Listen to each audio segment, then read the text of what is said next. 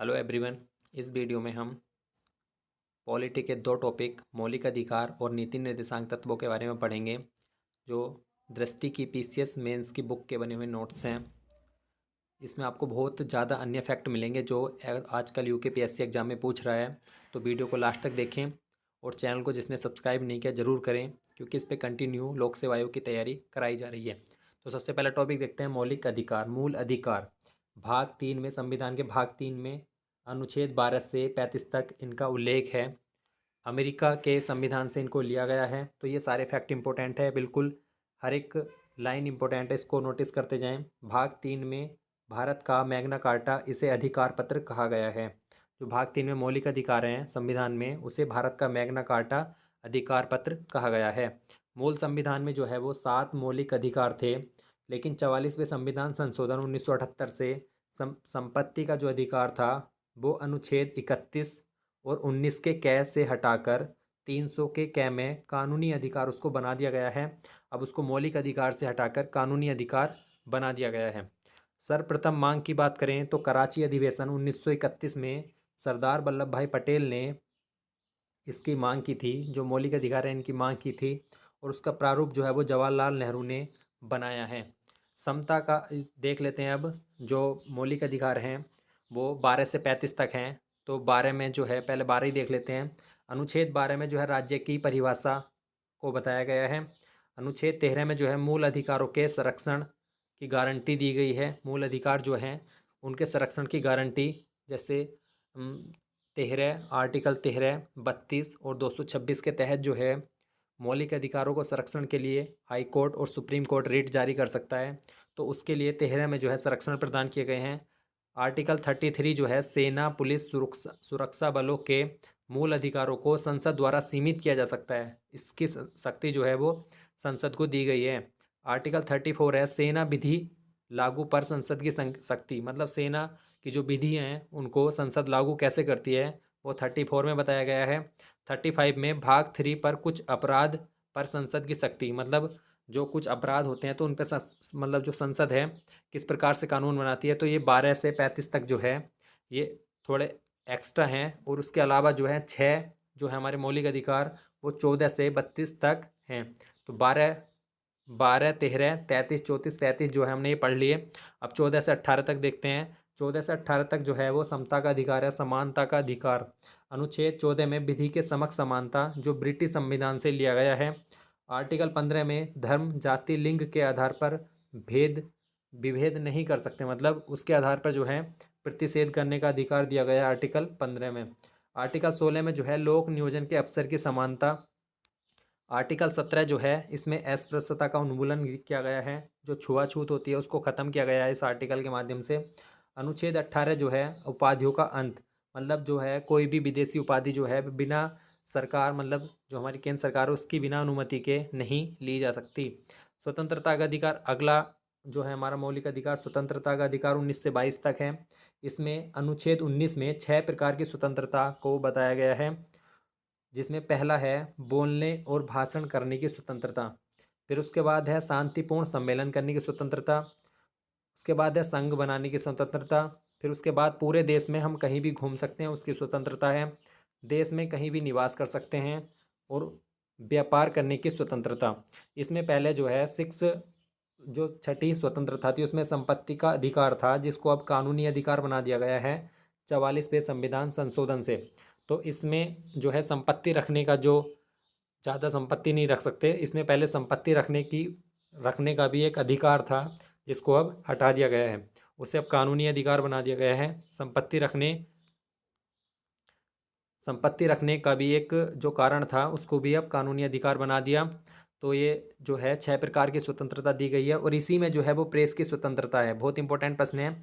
19 के पहले में जो बोलने और भाषण की स्वतंत्रता है यही प्रेस की स्वतंत्रता होती है। तो पूछा जाता है प्रश्न, प्रेस की स्वतंत्रता किस में है, तो 19 के आर्टिकल 1 में। अगला है 20वां, अपराध के दो सिद्धि के संबंध में संरक्षण। जैसे कोई अपराध किया हुआ है तो उसको न्यायालय के सामने पेश करना होगा, इसके लिए रिट भी जारी की जाती है। अनुच्छेद 21 में प्राण एवं दैहिक स्वतंत्रता और कुछ दशाओं में गिरफ्तारी में निषेध, तो आर्टिकल 22 में ये कहा गया है। अगला है हमारा मौलिक अधिकार 3 शोषण के विरुद्ध अधिकार। तो अनुच्छेद 23 में मानव के दुर्व्यापार बेगार प्रतिषेध, मतलब किसी भी मानव से जबरदस्ती कुछ काम नहीं करा सकते। अनुच्छेद 24 में जो है कारखानों में बच्चों का नियोजन प्रतिषेध, मतलब जो है बच्चों से कारखानों में जबरदस्ती काम नहीं कराया जा सकता। मौलिक अधिकार चौथा है हमारा धर्म की स्वतंत्रता का अधिकार, 25 से 28 तक। मौलिक अधिकार 5 है हमारा संस्कृति और शिक्षा संबंधी अधिकार, 29-30 में। और मौलिक अधिकार 6 है हमारा संवैधानिक उपचारों का अधिकार, आर्टिकल 32 में। तो हमारा जो संपत्ति का अधिकार था 19 कै, और जो है आर्टिकल 31 से हटाकर 300 कै में कानूनी अधिकार उसको बना दिया था। ये हमने पढ़ लिए हैं। अब देख लेते हैं, एक यहाँ से भी क्वेश्चन आ सकता है, मूल अधिकारों का स्वर्णिम त्रिभुज क्या होता है। तो अनुच्छेद 14, 19 और 21 को जो है मूल अधिकारों का स्वर्णिम त्रिभुज कहा जाता है। अब देख लेते हैं जो आर्टिकल सिर्फ भारतीयों को प्राप्त हैं, 15, 16, 19, 29, 30 जो हैं, ये याद रखना इसी क्रम में, ये सिर्फ भारतीयों को प्राप्त हैं। और जो सभी को प्राप्त हैं, मतलब देश और विदेशियों सभी को, 14, 20, 21, 21 कै, 22, 23, 24, 25, 26, 27, 28 आर्टिकल जो हैं वो देश और विदेश के सभी लोगों को प्राप्त हैं। मूल अधिकारों में जो संशोधन होता है वो विशेष बहुमत से होता है, ना कि साधारण बहुमत से। अनुच्छेद 31 कै और गै जो है वो अनुच्छेद 14 और 16 को क्या करते हैं, सीमित करते हैं। जबकि अनुच्छेद 31 का ख जो है वो सभी मूल अधिकारों को सीमित करता है। तो ये भी इंपॉर्टेंट है, सारे फैक्ट इसमें नोट किए गए हैं। अनुच्छेद 32 के बारे में देख लेते हैं। इसे संवैधानिक उपचारों का अधिकार कहा गया है। डॉक्टर भीमराव अंबेडकर, जिन्हें भारतीय संविधान का निर्माता कहा जाता है, अनुच्छेद 32 को उन्होंने संविधान की आत्मा कहा था। तो ये इंपॉर्टेंट प्रश्न है, संविधान की आत्मा जो है किसे कहा गया है, तो अनुच्छेद 32 को कहा है। और किसने कहा है, भीमराव अंबेडकर जी ने। मूल अधिकार को लागू करने का दायित्व किस पे है, सुप्रीम कोर्ट और हाई कोर्ट दोनों जो हैं मूल अधिकारों को लागू करने के लिए जो है रिट जारी करते हैं। सुप्रीम कोर्ट और हाई कोर्ट की रिट जारी करने में एक अंतर है। सुप्रीम कोर्ट जो है वो अनुच्छेद 32 से रिट जारी करता है, जबकि हाई कोर्ट जो है अनुच्छेद 226 से रिट जारी करता है।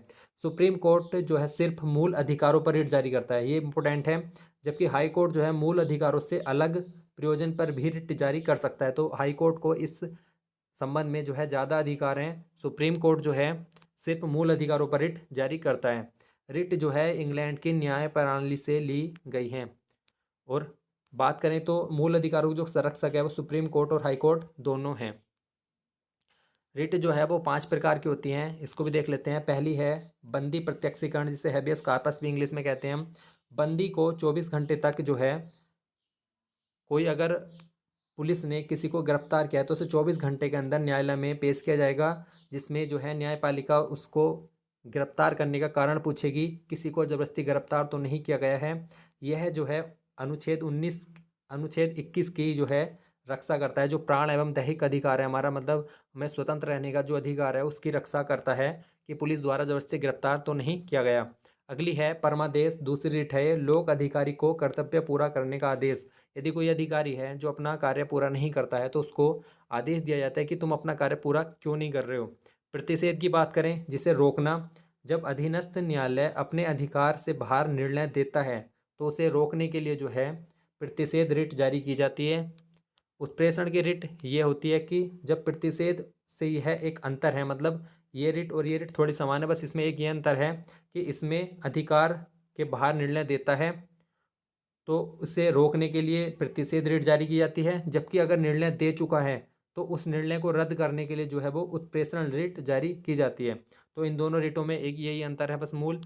अधिकार परीक्षा जो है क्यो वारंटो जिसे कहते हैं हम, किस अधिकार से ये तुम काम कर रहे हो। मतलब कोई व्यक्ति है, अगर वो किसी पद पर काम कर रहा है तो अगर वो उस पद पर इलाइजिबल नहीं है तो तब ये रिट जारी की जाती है, अधिकार परीक्षा, कि तुम इस पद पर किस अधिकार से कार्य कर रहे हो। आगे देखते हैं, मूल अधिकारों को निलंबित कौन करता है। मूल अधिकारों को जो है आपातकाल में राष्ट्रपति द्वारा इनको निलंबित कर दिया जाता है, जबकि आवश्यक प्रतिबंध जो है वो संसद द्वारा लगाए जाते हैं। तो ये इंपॉर्टेंट है, आपातकाल में राष्ट्रपति द्वारा निलंबित होते हैं और आवश्यक प्रतिबंध कौन लगाता है इसमें, संसद। अनुच्छेद 21 जो है कार्यपालिका और विधायिका दोनों के विरुद्ध संरक्षण प्रदान करता है। मतलब जो अनुच्छेद 21 है प्राण एवं दैहिक वाला, वो कार्यपालिका और विधायिका दोनों के विरुद्ध संरक्षण प्रदान करता है।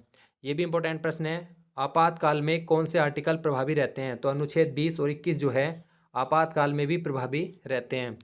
अनुच्छेद 25 जो है इसमें हिंदू शब्द में सिख, जैन, बौद्ध को भी शामिल किया गया है।